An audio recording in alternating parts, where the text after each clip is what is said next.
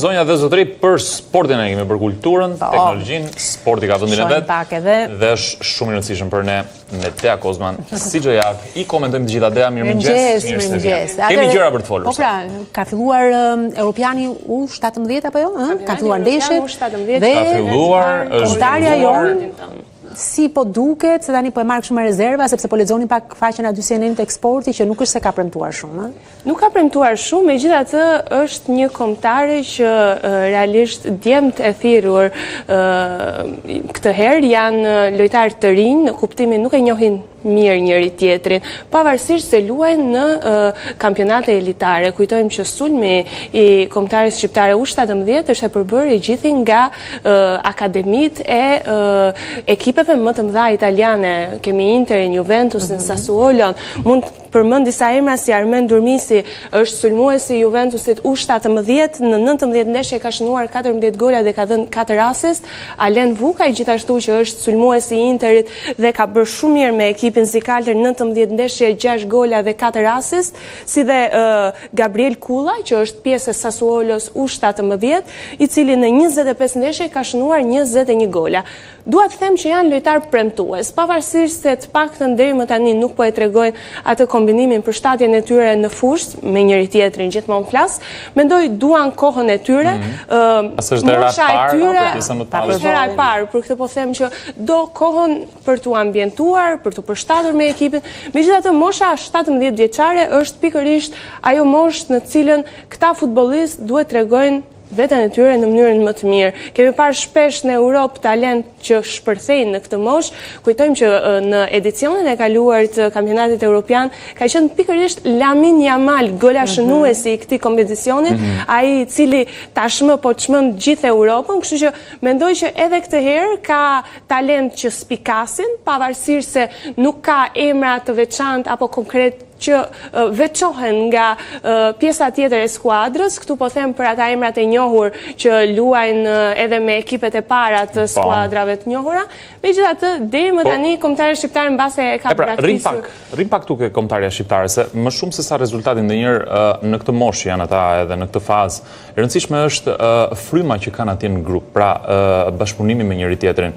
17 vjeç është një moshë ku ata mund të jenë profesionistë, po edhe dëshira për të qenë protagonist dhe për të treguar vlerat e tyre, her pas here e bën malore për trajnerin që t'i bëj bashkë të gjithë. Nuk e di më aq sa ke parë, nuk e di nëse ke qenë në stadium, si të zhdukur kombëtarja në këtë drejtim? Kanë qenë fakt shumë të bashkuar, Kristi. Kjo edhe për shkak të ati emocioni mbase që kombëtarja shqiptare të jep, gjithashtu Federata Shqiptare e Futbollit është munduar që gjithmonë edhe para pas ndeshjeve t'i tregojë madje edhe ndeshjet kombëtare sa kjo edhe në fakt për një motivim më shumë, për një shtys më shumë që ata t'japin maksimumin.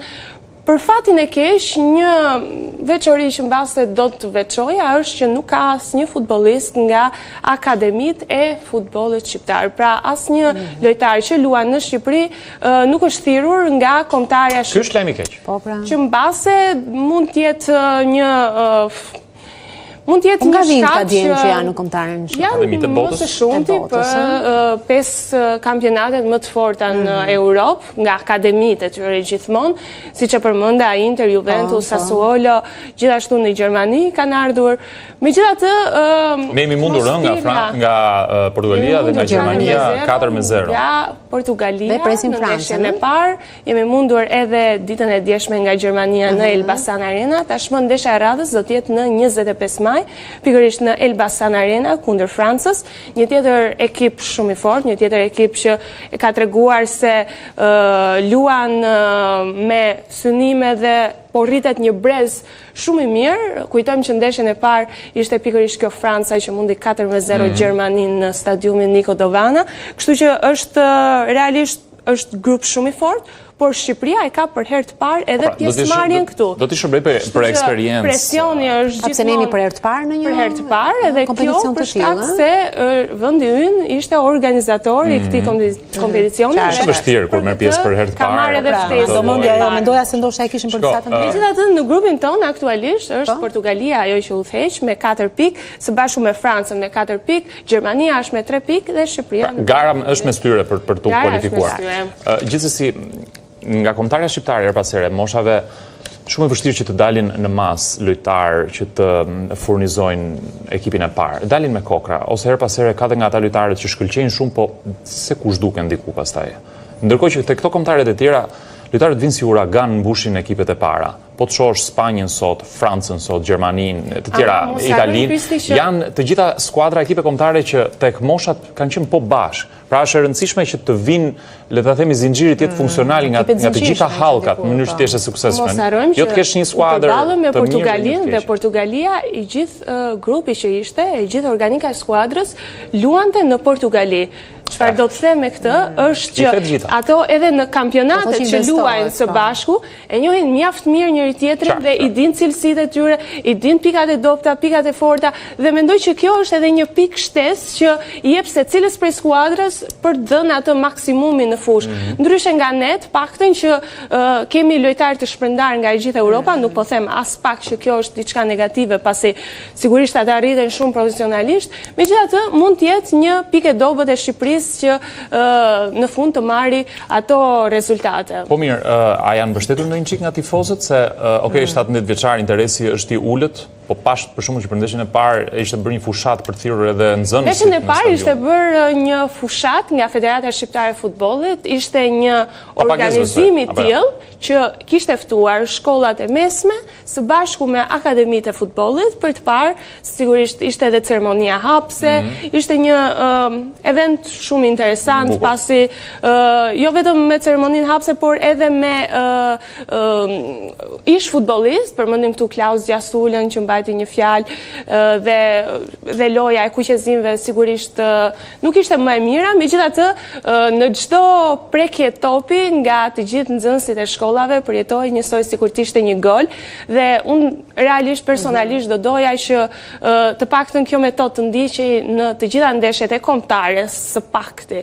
Megjithatë edhe bileta që mund blihet për këtë event ka një çmim modest që varion nga 400 lekë deri në 800 lekë, që është ajo do të ishte më e mira të bëhej falës. Po se tani ti kur nuk e tifoz fare as me këtë lloj çmimi, mirë, hapi dyert atje. Po nuk e di, ndeshjen e parë edhe ndeshja e parë me bileta ishte apo jo? Ndeshjen e parë ishte me ftesa për gjimnazistët, për shkollat, për akademitë e futbollit. Kështu që mendoj ishte një mendim i shumë interesant nga Federata Shqiptare e Futbollit, por që nëse do të organizoheshin edhe me ndeshjet e tjera do të ishte. Dhe nuk është fokusi vetëm Tiranë, po luhet në Durrës, po luhet në Elbasan, po luhet në Rogozhin, është shpërndar kampionati evropian në të gjithë vendin, në këto pra 4 stadiume dhe një veçori interesante është që në Tiranë kemi parë shumë scout. Pra, të gjithë lojtarët që po japin maksimumin për kombëtaren e tyre, kanë të drejtat, është terreni ideal për të kapur talentet. 110% kjo edhe pse jo, për një ofertë jorse. Po prandaj bëra pyetje pra Vlona se një pjesë e mirë luajnë për të rënë në sy këtyre scoutëve, pra për të bërë ato videot me highlights që të shiten pastaj diku larg edhe hum pak sensi i qëllimit kryesor pse je mbledhur, që është ekipi kombëtar. Po vi pak tek çunat e mëdhenj kombëtares. 7 qershori erdhi dal nga dalë. Emocionet kanë nisur. Nuk di ka një lajm të fundit njëherë në një gjë çfarë ndodh nga atmosfera kombëtare. Pritet që të hënën trajneri Silvinho do të mbajë konferencën e tij për shtyp, 2 orë para më pas do të nis edhe listën me ato 26 emrat që trajneri do të thrasi pikërisht për këto dy ndeshje shumë të rëndësishme, pasi realisht nëse duam të besojmë deri në fund në objektivin për vendin e dytë, pasi duke parë që në grup kemi Anglinë që është koka e grupit dhe është e pamundur realisht me ato cilësitë që ajo ka, është e pamundur që të bëhet një surprizë e madhe, edhe pse në futboll kur nuk i dihet. Shqipëria rival direkt dhe historik ka Serbinë. Një fitore në Tiranë ndaj Serbisë do të ishte një gjysmëhapi rreth play-offit të botrorit 2026. Është ndeshje shumë e rëndësishme, sigurisht lista e Serbisë është publikuar disa ditë më parë, është një listë paraprake me 29 emra. Ka ndonjë surprizë aty apo? Ka surpriza, pasi ka lënë jashtë 2 vëllezërit Milinkovic Savic, mesfushori që luante Al Hilal edhe portieri që luante Torino. Nuk dihet ende se pse ata janë lënë jashtë. Si ka thirrur fare? Edhe pse nuk janë thirrur, nuk ishin në 29 emrat. Mirë për ne, nuk e dim arsyen sepse e ka bërë këtë zgjedhje trajneri i kombëtares serbe, ndërkohë nga ana tjetër nuk mungojnë edhe yjet si Pavlović, Luka Jović, Milanit apo Mitrović dhe Dusan Vlahović. Përmendëm pak në emision që luajnë edhe tek Serbia luajnë shumë në kampionatin italian Serie A dhe ky mund të jetë një avantazh ndoshta për Silvinion apo dhe për futbollistët të Shqipërisë, sepse i njohin edhe kanë luajtur her pas here me ta. I njohin mirë, megjithatë Shqipëria ashtu sikurse Serbia është një ndeshje që pavarësisht lojtarëve që kanë në skuadër, jam e sigurt që nga sekonda e parë deri në fshëllimën finale të arbitrit do të jetë një ndeshje tamam një derbi ballkani, një ndeshje ku do të shoqërohen emocionet e vazhdueshme dhe kam përshtypjen që fest do të jetë jo vetëm në 7 qershor, por do të nisi festa që më përpara këtë kanë treguar të paktën tifozët kuqezi që do të vinë nga anë botës vetëm për të parë apo për të shijuar atmosferën, nuk e kanë të sigurt që ata që do të kenë fatin sigurojnë një bilet sepse ka jashtëzakonisht shumë aplikime për 22.000 e pak vende që ka stadiumi kombëtar. 22.000 dhe nuk do të jetë i mbushur i gjithë, Kristi, kështu që 17 nuk do të jetë i mbushur i gjithë pasi vuajmë edhe dënimin e FIFA-s me 20% të stadiumit se vazhdoni të boshatisur që edhe në vendim me Demek pas kemi ofenduar Andorrën. Në ndeshjen ndaj Andorrës kemi përdorur thirrje raciste edhe jo sportive. Shende në fuqi ky dënim. Po, megjithatë, në atë 20% që prioritet sipas vendimit të FIFA-s kishin tribunat pa sporte, do të mbushen me antarë të komuniteteve të caktuara apo organizata kundër diskriminimit, të cilat sigurisht duan aprovimin e FIFA-s fillimisht që të pranohen. Që na duan aq shumë se do ikim në opera, edhe do ikim një shfaqje të bëjnë tifo siç duhet. Kështu që në shitje do të jenë rreth 17.000 apo 18.000 bileta për ata fituesit që do të përcaktohen nga data 30 maj deri në datën 2 qershor. Maksimumi 30 maj deri në 2 qershor. Ky është afati ku njerëzit mësojnë nëse kanë bilet apo jo. Do ju vi një link unik në emailin që kanë aplikuar dhe me anë të atij linku mund bëhet më pas edhe pagesa online. Mirë, tani kalojmë pak tek një tjetër ngjarje që presim sot, Napoli apo Inter? Napoli do thotë Dea se Napoli ka më shumë shanse, po meqense folët për inteligjencën artificiale edhe për këtë ndeshje ishte një Ishte bërë një parashikim që Napoli fitonte 2-0, Inter fitonte 2-1, mirë po në fund kampionatin e merrte Napoli, nuk e di se sa. Kjo nuk është shumë e vështirë për tu parashikuar tani nga inteligjenca artificiale, mos na duket sikur do bëjnë një shkencë të madhe. Napoli ka filluar festën. Jo, e di pse. Napoli ka kohë që e ka filluar festën dhe realisht të jenë aq të sigurt që do e marrin atë titullin kampion. S'kan faj shumë mirë që janë të sigurt, se ja ta them dhe unë. Do flasim javën e ardhshme dhe unë mendoj që Napoli ka fituar titullin. E ka fituar që javën e kaluar. Se nga ato episodet që ndodhen në ndeshjen me Interin e ndeshjen me Napolin, ku Inter u barazoi në fund dhe Napoli mori një penallti në minutat e fundit dhe pastaj u anulua nga vari në mënyrë të pakuptimt, u duk sikur thjesht u shty festa që të lihej spektakli për javën e fundit. Ndërkohë që Napoli me atë penalltin mund kishte dalë kampion që javën e kaluar apo jo. Ishte arbitri dha një faull që para se kjo penalltia të ndodhi. Tani ne si kemi pamjet, po ty tu duk faull ai faulli? Do dukesha pak do dukesha tifoze. Po e them unë, nuk u duk fare faull, po e them pa marrë unë përsi për këtë. Kështu që javën e ardhshme ne do shohim pak do e fitoj apo s'do e fitoj.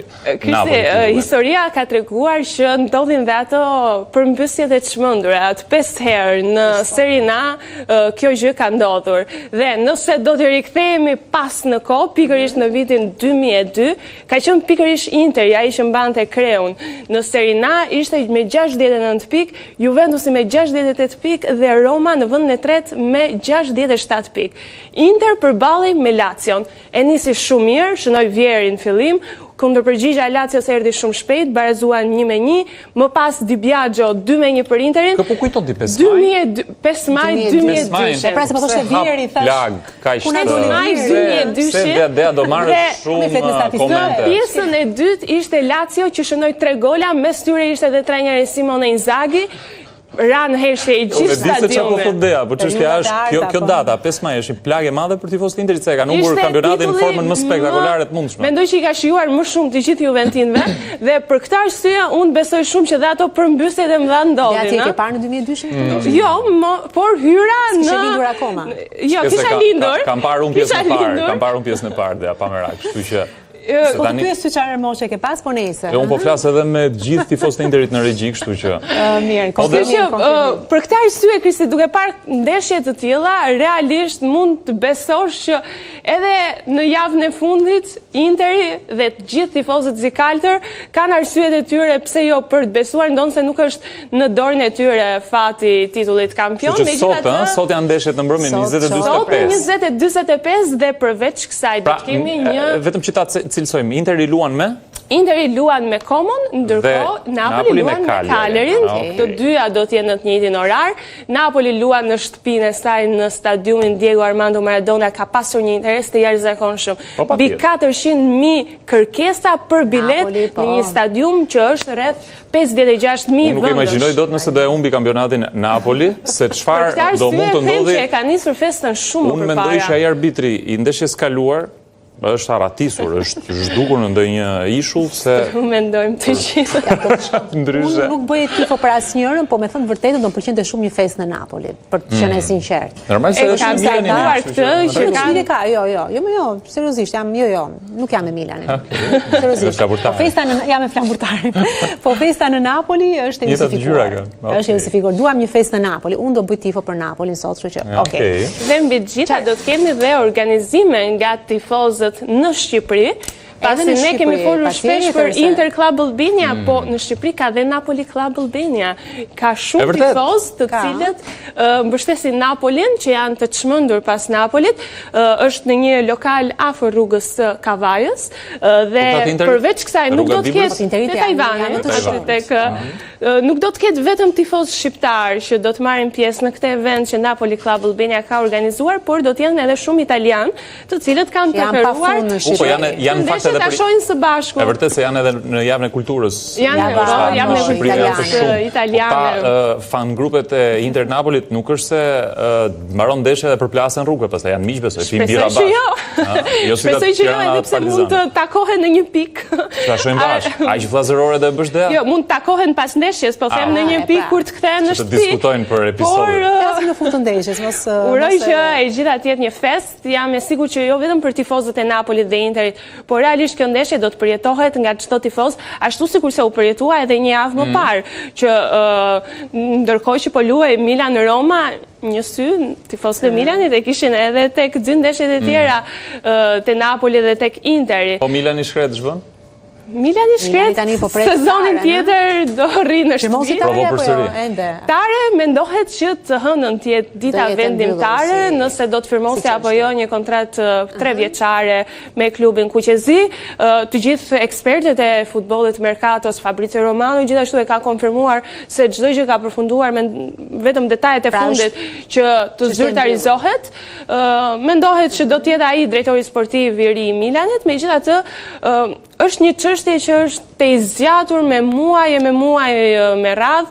Tifozët e Milanit nga ana tjetër do të protestojnë pikërisht në ndeshjen e fundit ndaj Monzës për shkak të rezultateve negative dhe kanë në një njoftim zyrtar kanë thënë që do të qëndrojnë në stadium vetëm 15 minutat e para dhe më pas do të boshatisin i gjithë stadiumin. Kjo edhe për të reflektuar disi të gjithë drejtuesit e klubit Kuqezi, megjithatë mbetet për të parë java e seriosave të Milanin, thot vërtetën. Po, më pëlqen shumë në fakt, e ka bërë Lacion që të ringrihet në kohën kur ai ishte drejtori sportiv atje.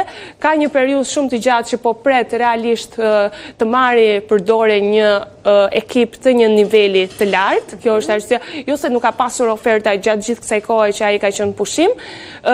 Shpresoj shumë që të paktën të vi edhe një lojtar shqiptar, do më pëlqente shumë tash shifja me dyrat e Milanit, por mbetet për t'u parë se çfarë projekti ka në kokë tare. Po ashtu, nëse nuk shkon njëri tjetër. Po base.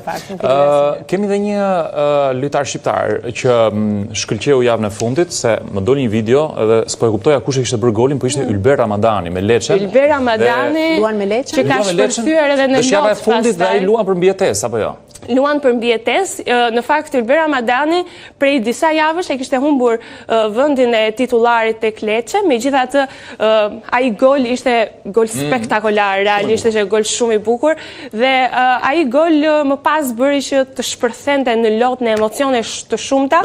Kujtojmë që ishte goli i parë i Ylber Ramadanit në Serie A. Dhe base është dhe një augur i mirë edhe për ndeshjet e qershorit që kombëtari shqiptari do të luaj. Uroj shumë që të jetë në formën më të mirë, edhe pse jo të bëjë një gol të tillë edhe kundër Serbisë. Jam e sigurt që do të jetë një ëndër, jo vetëm për atë, por për të gjithë tifozët. Shtank, me të vërtetë sa dje ishte qershori. Përfunduan pothuajse të gjithë kampionatet, domethënë këtë javë mbyllen kampionatet kryesore? Po, të gjitha, edhe La Liga gjithashtu që e ka përcaktuar tashmë kampion. Kampionatin. Franca e ka përcaktuar, Gjermania, Italia ndan sot, Anglia e ka përcaktuar. Anglia e ka përcaktuar, por luan edhe por vetëm Itali ka ngelur Itali deri në javën e fundit. Deri sot në mbrëmje. Tani ç'bëjmë bëjmë neve kur mbaron futbolli? Tani do të shohim botërorën e klubeve. Ka akoma. Okej. E vërtet në fakt. Me zë të flasim pak më vonë për të. Mirë, Dea, mirë, shumë faleminderit për gjithë informacionin që na solli. Faleminderit, Dea.